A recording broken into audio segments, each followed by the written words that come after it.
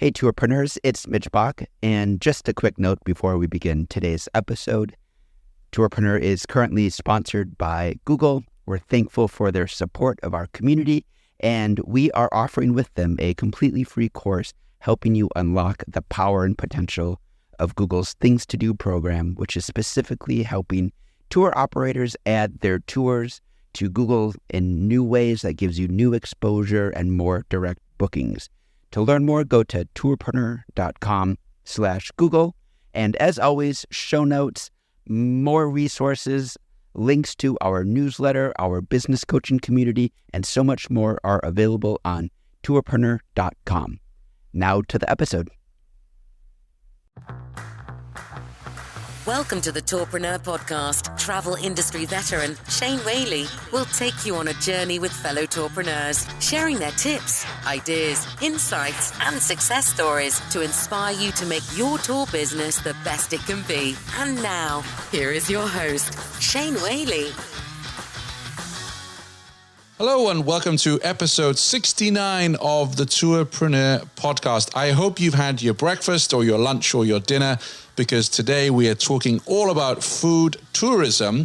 We're joined by Erik Wolf. Erik is the founder and executive director of the World Food Travel Association, the world's leading authority on food and beverage tourism. He is also the publisher of Have Fork Will Travel and author of Culinary Tourism, The Hidden Harvest. He's also a highly sought speaker on food and beverage tourism. He's been featured in the New York Times, Newsweek, Forbes, also on CNN, Sky TV, the BBC, and now he features on Tourpreneur, and I'm sure he'll be adding that to his bio. Today we find out more about the WFTA. They're an organization which I wasn't that familiar with, so I wanted to find out more. Why should someone who is a food tourpreneur or a food tourpreneur in waiting get involved with the WFTA? I asked him about the research they put out. We talk quite a bit about professional development. We talk about their community, GastroTerra. We talk a little bit about their podcast as well. They have a podcast, which I will add the link into our show notes, so you can check that out as well. We talk about their new upcoming, well, not new, it's their sixth in a row virtual summit called Food Treks. It's the 6th annual online food travel summit. I ask him who's speaking, what are some of the topics. This is a paid webinar, so I find out a little bit more about that. And also they have some free sessions that you can join as well. At the end of the episode, Erik has a message for all food tourpreneurs out there, as we are in a crisis right now with the pandemic. We're recording this in April 2020. So, do listen to his message. I found it fascinating to talk with Erik and learn a lot more about WFTA because, here at Tourpreneur, I am all about flattening that learning curve. And I feel if you check out their resources, and we don't do a big pitch or anything here, right? If I bring someone on the show, they're authentic, they're genuine, they're worth following. So please do go check out the WFTA at worldfoodtravel.org. Anyway, let's cross over to London and chat with Erik Wolf. Welcome to Tourpreneur, Erik. Thanks, Shane. Pleasure to be here. I'm really excited to learn more about the WFTA and what you guys are about and how you can help our food tourpreneurs who are listening to the show, and also wanted to find out a bit more about your summit, which is happening on April 22nd and 23rd, to find out more about the food treks online. So maybe we could start off by just sharing a bit about WFTA for any of our listeners who aren't familiar with you. Sure, happy to. Well, the WFTA, the World Food Travel Association, is the world's leading authority on food and beverage tourism, and it's an organization that I founded back in 2001, and I've served as the executive director of the organization ever since then. And our mission is to preserve and promote culinary cultures through hospitality and tourism. So kind of pervades everything we do, that essence of culinary cultures and working to promote them and preserve them. And we do that through different product portfolios. So we have an education arm, an events arm, a community arm, a consulting arm, and a research arm. So let's say, for instance, I want to set up we'll keep it simple, a food tour. Why should I sign up with you guys? Why should I become a member? What can I get from you that will help me either set up my business or help me to grow my business? There's a couple ways to approach that. First of all, we are the oldest organization of our kind in the world, and it stands to reason then that we have the most experience in the industry. And there are quite a few companies out there that will dabble in training people on how to run a tour or how to operate a tour company. And there's even companies that will allegedly talk about training food tour operators or beverage tour operators. And I think we really have the most experience of anyone in the world. And we make it easy for businesses and tourist guides as well, tour operators and tourist guides, to work with us to get the training and certification they need. We don't have anything like in-person classes. I mean, those can be good, but they're also typically pretty expensive and pretty time consuming. Yes. And we realize that people don't have that kind of time today. So all of our training is delivered online, and businesses can get their certifications from us online as well. Yeah, share a little bit more about the certification that you offer. Sure. We have two different certifications right now. One is for culinary tourist guides, and the other is for culinary tour operators. And the tourist guide certification is delivered in partnership with the European Federation of Tourist Guides. And that's a certification that we launched last fall. And so far, we have graduated approximately 30 to 35 culinary tourist guides. And the culinary tour operator certification is brand new, and that just launched, I think it was February. And to date, we've graduated just 2 culinary tour operators, but we hope to grow that as the business demand increases after the pandemic ends. I'm curious and I'm excited to share this because the Tourpreneur podcast is all about flattening the learning curve for tour operators.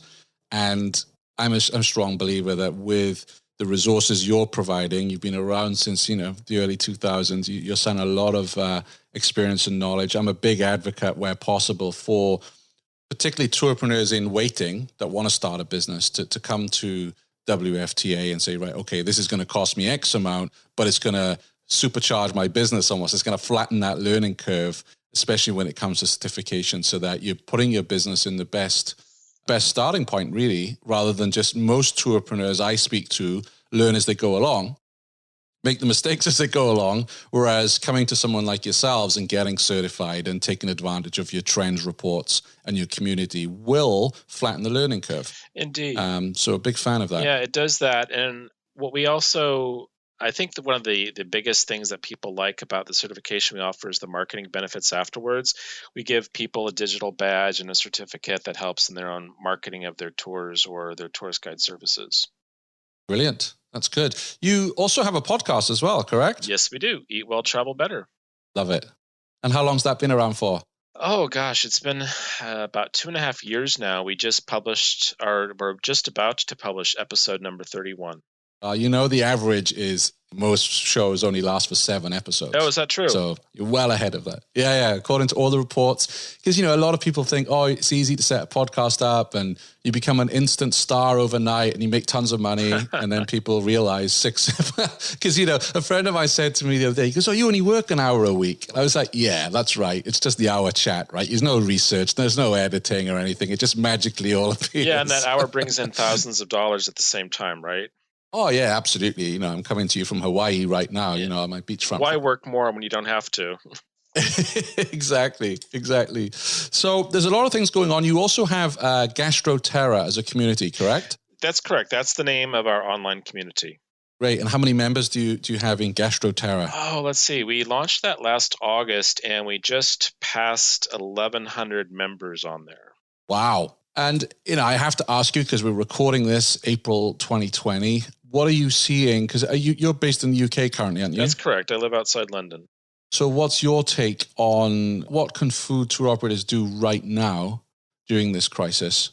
Well, that's the $64,000 question, so to speak. I think there's quite a few things that businesses can be doing right now, and we've published several of these ideas and resources for our industry. One of the things that I think the community can and should be doing right now is to be working on building your brand.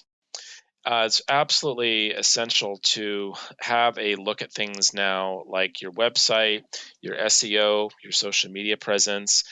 Look at your business process and how you process things like sales on your website and so on. But getting the word out there about your brand, helping people to show that you're a partner with the community, with your local community, with your employees, and so on. And it's the perfect time to be talking about your brand and what you're doing. It's not the right time to be trying to make a sale. Yeah, I agree. I agree with you. Did you see the food tour company, forgive me, I forget their name, in Atlanta, Georgia, that have this service where they are collecting all the food items from their tour and they're delivering them to people in the area that have ordered them with, I think, like a DVD or a video from all the different chefs. So they've actually got some information. So it's almost like they're bringing the food tour to the house. I thought that was very innovative. Oh, that's clever. I like that. Yeah, I'll send you the link when we've finished our chat. I like that. And I mean, obviously there is the worry that, oh, do I have to disinfect the box and who's prepared the food and everything else? I still thought, well, that's a cool idea. And hopefully, it's keeping a few, some money coming in for some of the restaurants down there that are on their tour. Well, it's also a great way to help them build their brand so they know what to do.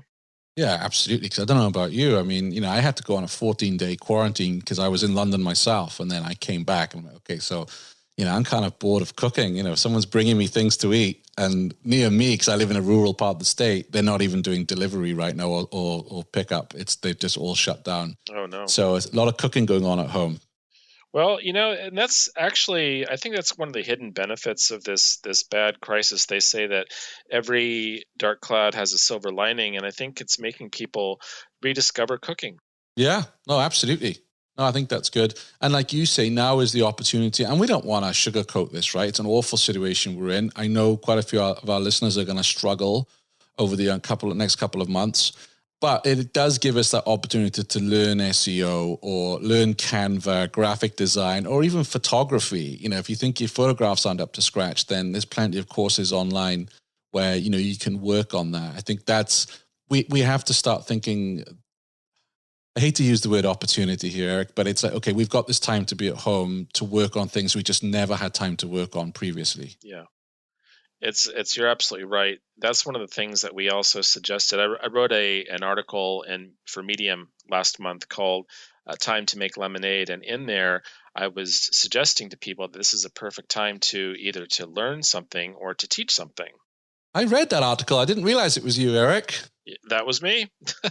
Okay, fantastic. Well, I will add that into the show notes as well for today, which our listeners can find at tourpreneur.com/69. I want to talk, we're talking about education and learning. Let's switch tracks a little bit and talk about Food Treks Online. So what exactly is it, Eric? Well, Food Treks Online is our online food travel summit. We've been doing it for 6 years now, and the one coming up at the end of this month on April 22 and 23rd, it's our 6th year doing this. And can you share with us some of the agenda, some of the topics that you're covering this year? Sure. Well, we've got 10 total sessions, 2 of which are free, and then the rest of the sessions, the other 8 sessions, are paid. And we decided to keep the early bird pricing for the duration of the registration period just to help our industry out a little bit more. But some of the sessions that we've got, this is the best year ever, I think, of speakers, just some fantastic things. I mean, one of the talks we have is promoting food loving travel in low season. So you look at a destination that is not really, it would be a summer destination. So we have a woman from Latvia who's speaking, and they obviously want to bring people all year round, but who wants to go to Latvia in wintertime, right? So yeah. I think that'll be a really interesting session. We also have a lady from Poland who's going to be talking about traveling with kids, or being a food lover and traveling with kids. And that's something I don't think we've really seen before. We typically think of food lovers as being either small groups of younger people or a couple or something like that. And we forget that a lot of people are traveling with their kids. So that, I think, is a really fantastic session that people have to look forward to. And then we have a couple different sessions that look at differentiating your food tours, things that you should think about if you want to design a gourmet food tour, and also a fantastic session on working with local food and beverage manufacturers and producers. There's a lot in these 10 sessions, and I see that one of your free sessions is with our friend James Blick at Devour Tours, who's going to be talking about, actually it's titled When Crisis Strikes, How to Manage a Meltdown, because my heart really goes out to James. Well, my heart goes out to all tourpreneurs right now, but James shared quite a lot online about his decision to close down Devour Tours. I think even before the shutdown was in place, they had just launched their London tours. And then I think 3 weeks later, the shutdown came in. Yeah. I know they were going to be launching in the US as well. So it's good that you have him on, because, he's someone who's right on the front lines of this, having tours, across the world.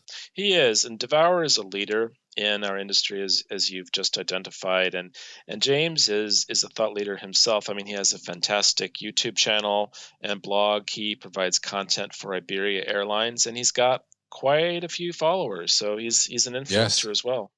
Yes. So there's a lot in this summit that I recommend our listeners go check out. What's the fee? It's a paltry €79. Did you know every weekday Shane curates the most interesting news articles in tours and activities and sends them out in a snappy daily digest? Grab your copy of the Tourpreneur Daily Briefing at www.tourpreneur.com. Some of the speakers, I'm just looking now. So they're from all around the world. That's cool. So you've got people from Canada, from Poland, from the UK, Portugal, US, and the USA. Yep, Latvia. And yeah, I think that's it. I guess, what we're seeing right now is, I read a report from Arrival, and forgive me, I haven't got the numbers to hand, but a large percent of tour operators who are out there right now started their business in the last 5 years. I mean, food tourism has really exploded. I mean, you must see that big difference from the early 2000s to today. Absolutely. Having been in this industry for almost 20 years now, and having founded the industry in 2001, we've seen it grow from one or two food tour operators back then to, something like 5 or 10,000 today. And we've seen the entire gamut: food tour operators, beverage tour operators, specialist operators, so vegan cuisine or vegetarian, for example, chocolate tours, you name it. And we also see a wide range of experience. People who have been doing this for quite a long time and are successful and well established, and other people who try to pick it up as a hobby and maybe don't do so well because they don't take the time to invest in developing it into a business. So yeah, we've really seen a lot, but really it's, as you said, in the past 5 to 8 years, I would say the growth has been exponential. And I think that's largely due to the role of the media, the influence of television programming, like on Netflix with the different chef competition shows and shows about ingredients. And all of this has really contributed to fuel an appetite for food tours. Yeah, and I always say that food tourpreneurs there's a lot of pressure on them, because I think the best marketing for food tours is the very first one you go on. So you go on one and you're a little bit curious, what's this going to be like? Are we going to enjoy it? And then most people, because most food tours are fantastic, of course, then go, wherever we go in the world now, we want to check out food tours because that was such a good experience. But that comes... There's a lot of pressure that comes with that, because if you are the person that's providing the first food tour for your group, you've got to make it really good. Yeah, and I think that it's kind of like when you try something for the first time. So for me, the food that I always measure things by is Eggs Benedict, and I know someone else who always measures culinary experiences by hot and sour soup. That's how they measure Chinese restaurants, but for people going on food tours, they're going to measure every subsequent food tour they go on by their very first one, because that's the baseline. And they may not have they haven't had any tour experience before, so they may not know what makes a great tour. And I don't know, and that's why we're trying to certify tour operators to provide that kind of standardized experience, like a baseline. You have to have this kind of content, kind of experience that you offer guests, because some people that go on tours that, they'll read great reviews on TripAdvisor, then they'll go on the tour and they'll kind of wonder why it wasn't really like that in real life. And it's definitely a risk that consumers face. For me, what makes a food tour actually is not even the food, it is the tour guide. And I'll give you an example of that. We went on a food tour in Montreal a couple of weeks ago, before all this hit, actually the weekend before. And one of the stops was this Italian family-run place that makes tomato sauce and gnocchi. And we weren't actually that impressed with the pasta sauce, I've got to be honest. But the story behind it and the story behind the family and the generations and grandma's recipe and how they turned it into a business was what made that stop really interesting for us. And that might be because, I love food. Would I call myself a foodie? I don't know. I guess if you saw my waistline, you would. But but for me, it was, I'm a history buff. So I love the whole history that went into that stop. So I think that's a misconception as well, that all food on a food tour needs to be gourmet, right? Well, see, what you're talking about is a subset of food tourism, which is gourmet tours. And there are certain food tours that really focus on the gourmet experience. And that's great. There's one of our speakers at the Food Trucks Online, Richard Bagnold. He delivers bespoke gourmet food tours of London. And it's typically just couples really that are well-to-do and want that kind of experience. But not I think that's also kind of a misconception. People who maybe don't know a lot about food tours think they're going to go on a food tour and it's going to be gourmet, and that might scare some people away. And that's one of the things we've had to fight ever since our inception, is the perception of what food tourism is, or culinary tourism. People who just don't know anything about it, or who may be novices to the industry, equate that concept with gourmet always. And we have to continue to backpedal on that and help them to understand that it's just about unique and memorable food and drink experiences of all kinds. Very, very true. And when I was in London recently, I had to cut my trip short because of the pandemic, but there was a tour I was wanting to book, which was I forget the company that's running it now. They had an Indian food tour of Brick Lane.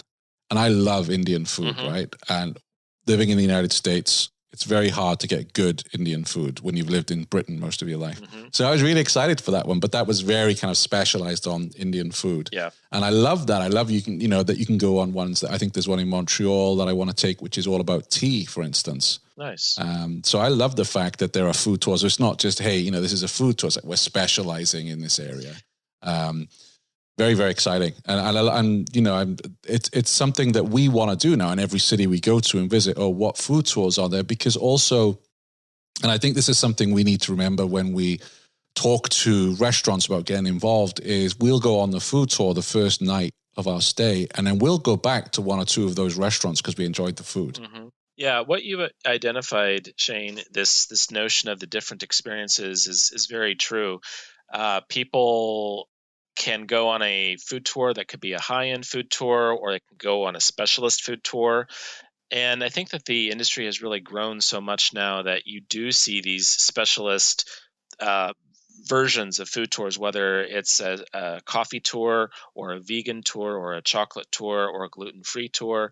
The industry has gotten large enough and diverse enough now that it can support these different specialist tours. Yeah, absolutely. And people are searching them out now, I think, as well. And that's why, I actually found that food tour in Montreal via one of the OTAs, I forget which one. And then that led me down a whole path of, okay, what other food tours are out there? And that's why it's important to have your SEO in place, because then I went to Google and searched and read and Googled my business and everything else. But on your summit, do you tackle those kind of marketing issues, or are you more into the experience of crafting the food tour? Well, the summit is a mix of different things. It's really more about topical issues that food tour operators in our industry need to know about in order to get ahead, to be competitive, and so on. The issues of things like special diets, we've talked about a number of times. We talked about that at our Food Trucks London event. We've also talked about it in our town hall in our GastroTerra online community. So we're always bringing different education opportunities to our community, whether they're online or in person. It's our job to provide that education and thought leadership to our industry. I can't let you go without asking you about your book, because you wrote a book on food tours, correct? Oh my goodness, yes. Have Fork Will Travel. That was Love it. About 5 or 6 years ago. Yeah. Yeah. And it's still available today. I just shared it on my Facebook group because I was asking people if they had bought it and if they'd used it in their business. Yeah. That was a magnum opus. That was a huge project of more than 70 authors in 24 countries, and talk about trying Wow. to get the cats all agreeing. It was a big project, but it was extremely worthwhile. It's a book of more than 500 pages, and it is a magnum opus, but it pretty much covers everything, the complete nuts and bolts of our industry. And when we wrote that book, it came out in 2014, and we were very careful to do two things. One was to make it so it could turn into an academic textbook if needed. So there's things like questions for classrooms at the end of each chapter. But also, and perhaps more importantly, we took every effort to make sure that the content that was provided was as timeless as possible. Because it was a big book, we didn't want it to be irrelevant too soon, or to not be timely too soon. So we really tried to get people to focus on concepts that were more timeless. And I think that has really served us well, because people continue to tell us that almost everything in the book is still relevant today. Yeah, because I looked at it and I did have a bit of sticker shock when I saw it was, I think, $45 on Amazon. And that's down from the original price. Oh, really? Yeah, I think it was launched at $65. Okay. And I'm always curious because I've never run a food tour. And actually, one of my ideas before this crisis hit was I was looking at a brewery tour here in Vermont, because there's already one in the main city, but there are some fantastic breweries outside in the countryside, as it were. And I was looking at potentially setting up a tour for people who wanted to go further afield. So would your book then be useful for me? I think parts of the book could be, but I think more helpful to you might be the culinary tour operator certification course, because that's really focused specifically on everything that you would want to do with that. Whereas the book covers everything from lodging to food and beverage manufacturers to, of course, food and beverage tours, to destination marketing issues, to the psychographics of food-loving travelers. It's really more broad. Well, Erik, thank you very much for coming on to the show today and sharing more about WFTA with our listeners. You can find all the links for today's episode, as I say, at tourpreneur.com/69, or go to worldfoodtravel.org and you can find links to the summit there, as well as the certification and all the resources that are put out by WFTA. Is there anything I haven't shared that you would like to share with our listeners before we leave, Erik? Oh, I guess, Shane, the only thing that I would want to add probably is, and it's going through everyone's minds right now, and it's about the pandemic. And I see a lot of people just giving up hope, and they have shut up. They've shut shop, and they just say, that's it, I'm done. We're out of here. And I would say don't give up so fast. We could come up with a vaccine or treatment for this disease soon, or we may not. We don't really know. But don't give up so easily. How would you feel if in 3 months they came up with a vaccine and you had already closed up, taken down your website and all of that? So hang in there. We're with you. We are all working on this together. We're all facing the same crisis together, and we'll get through it together. And most importantly, people will start traveling again. I absolutely agree with you. Absolutely agree with you. People are going to want to travel. They're going to want to experience all this wonderful food that's out there in the world. It's just, stay in the course over the next couple of months. And what I always say is, if it means that you've got to take a part-time job somewhere to keep the lights on, do that. Don't give up on your business. Yeah. Especially because for most of us, it's our passion. So it's very hard in this day and age to get a business or work in an area that, you would do for free because you're so passionate about it, which is what I find with most food tourpreneurs. Keep your dream alive. Thank you, Erik. All the best. My pleasure, Shane. Thank you very much. Thanks for listening to the Tourpreneur podcast. Be sure to visit tourpreneur.com to join the conversation and access the show notes, including links to the resources mentioned on today's episode. This is Tourpreneur.